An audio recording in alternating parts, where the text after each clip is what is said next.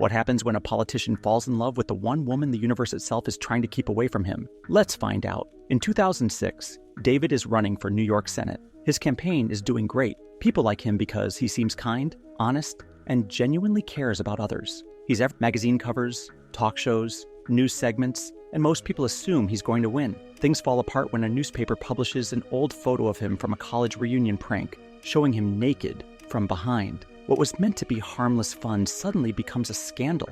David reacts angrily, and that reaction only makes things worse. His poll numbers drop fast, and by election day, experts are saying he's going to lose. They're right. After the loss, David hides in a bathroom to calm himself before giving a speech. While practicing what he plans to say, he hears noises from a stall. A woman named Elise steps out, holding her shoes and a bottle of alcohol. She explains she's hiding from security because she crashed a wedding on a dare.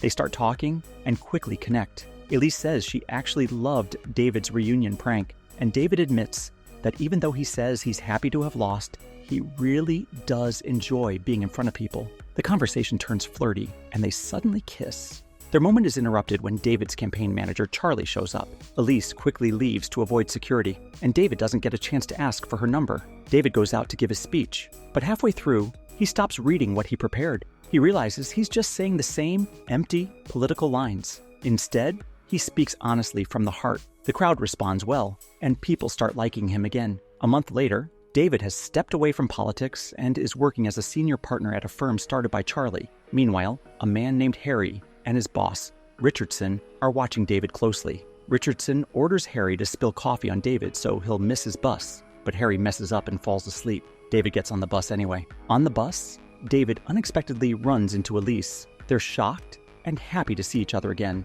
They talk about what they've been doing, and Elise encourages David to run for Senate. Again, from a distance, Harry makes a hand motion that somehow causes David to spill his coffee on Elise. Right after that, Harry gets hit by a cab but recovers instantly, like nothing happened. When he checks his notes, he realizes David has gone off plan. David finally asks Elise for her number, but his phone starts ringing nonstop.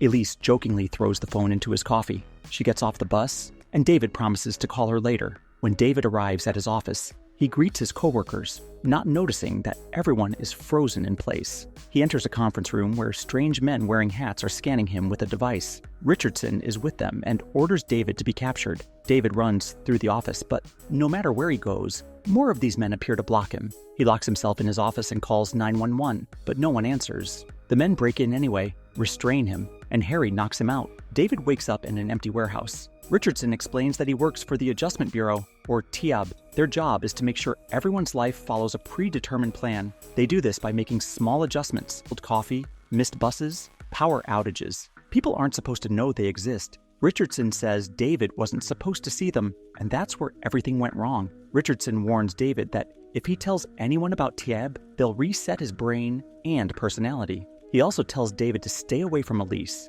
because she isn't part of his assigned path. They take Elise's phone number from David's pocket and burn it. David is dropped back into his office and everything appears normal again. No one else remembers anything strange. David can't stop thinking about what happened. That night, he goes to a bar and tries to remember Elise's number. Harry shows up and talks to him, explaining that TAB agents can't actually read minds. They just study behavior patterns so well that people become predictable. Harry warns David not to look for Elise if he wants to stay safe. 3 years pass. One day, David sees Elise walking down the street from his usual bus route. He jumps off the bus and runs after her. He tells her he's been riding that same bus every day for 3 years, hoping to see her again. They catch up, and Elise says she's a dancer in a contemporary ballet company. She invites him to her show. Tab notices the change in David's routine immediately. Richardson sends agents to interfere. Charlie is used to interrupt their moments, and fake messages are sent to mislead Elise. Even so, David keeps pushing back. He announces he's running for Senate again, then rushes across the city to find Elise when he realizes something is wrong with her rehearsal location. A frustrated David walks into a cafe and asks if anyone knows where the ballet company is rehearsing. Luckily, one customer gives him an address. David rushes outside and tries to get a taxi, but strangely, none of the cars will stop for him. Richardson is clearly interfering. David finally chases down one cab, but just as it stops, another car crashes into it. David checks on the cab driver, then looks into the other car and finds it completely empty. He calls 911, and when the police arrive, One officer insists on taking David to the station as the only witness. David hesitates and asks a senior officer if that's really necessary. She says they'll contact him later. When David turns around, the first officer is gone, confirming he was actually a tab agent. With that out of the way, David finally manages to get a taxi. He pays the driver $100 and tells him to ignore everything, traffic lights, strange events, anything, and just drive. Tab agents chase after them, using their abilities to move through buildings and locked doors. Still, they're too late. David reaches the studio and reunites with Elise. Richardson warns David that more powerful people will come after him, then leaves to report back to his superior. Richardson learns that David and Elise were originally meant to be together several times over the past few decades, but the plan was changed in 2005. Even so, parts of the old plan keep pulling them back together. Realizing this, Richardson goes to find Harry and tells him the situation wasn't his fault after all. That night, David and Elise spend time together. They race through the streets, dance at a club, and talk about their childhoods. Eventually, they kiss and go home together. While they sleep, they're quietly watched by Agent Thompson. The next morning, Elise gets several calls from her ex, someone she hasn't spoken to in a long time. She explains to David that she was once engaged to him but broke it off because she couldn't stop thinking about David. David admits that being with Elise is the first time he's ever felt like himself. Worried that tab might separate them, David invites Elise to come watch him during a TV interview. After the show ends, a man pretending to be part of the crew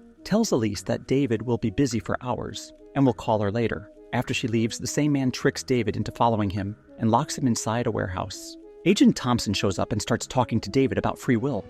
He explains that Tab guided humanity from early civilization through the Roman Empire, then stepped away to see how humans would manage on their own. That led to the Dark Ages. Tab returned to guide humanity through the Renaissance and scientific progress, then stepped away again in 1910. Within 50 years, humans caused 2 world wars: the Great Depression, fascism, the Holocaust, and the missile crisis. Tab decided after that to never give humanity full free will again. Thompson explains that Elise wasn't a coincidence. She was meant to inspire David, push him toward a powerful political future, and help him reach the highest levels of leadership. But Thompson says David won't reach that future if he stays with Elise. Even so, David chooses her. Thompson unlocks the door and lets him go. David rushes to the theater to watch Elise perform. Thompson appears again and explains that Elise could become the most famous dancer in the world. But if she stays with David, she'll end up teaching dance to kids instead. He says the choice is David's, but as he leaves, he makes a small gesture that causes Elise to fall during her performance. David rushes Elise to the hospital.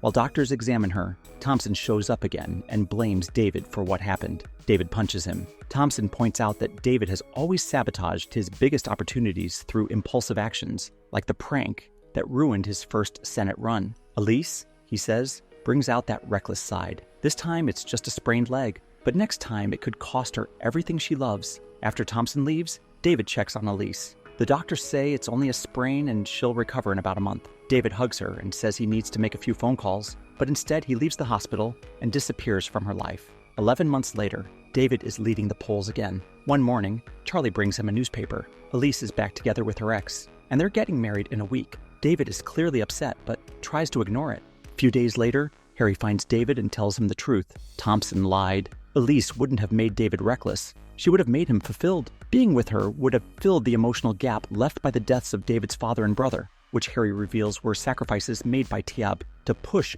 David toward greatness. David decides to choose Elise again, but the wedding is tomorrow. To reach her and avoid Tab, he needs to learn how to travel through doors the way agents do. Harry teaches him the rules. Always turn the doorknob clockwise, and doors aren't locked when wearing a Tab hat. They practice by stepping through random doors, ending up in places like a museum and a pumping station. Harry teaches David how to follow specific door paths and warns him to run from anyone wearing a hat, since they could be an agent.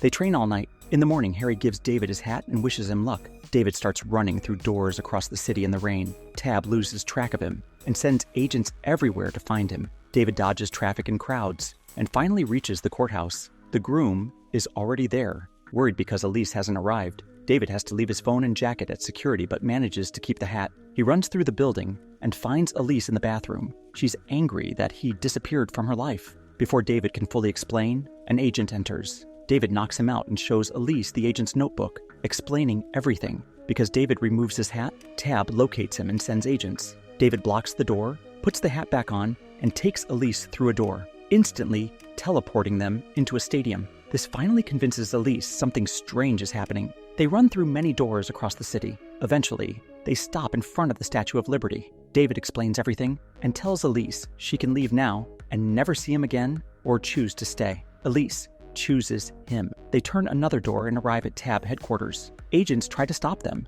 but David pushes past and they run through endless corridors and staircases until they reach the roof. The agents surround them. David and Elise say they love each other and kiss. Everyone except Thompson disappears. Thompson tells them they can't escape their fate, but then Harry arrives with a message from the chairman. Thompson reads it and leaves. Harry explains that the chairman was inspired by their willingness to risk everything. He rewrote their plan. David and Elise are allowed to stay together, and the rest of their future is blank. They're free to choose whatever life they want. As they leave, Harry wonders if free will is something that only comes to those brave enough to fight for it.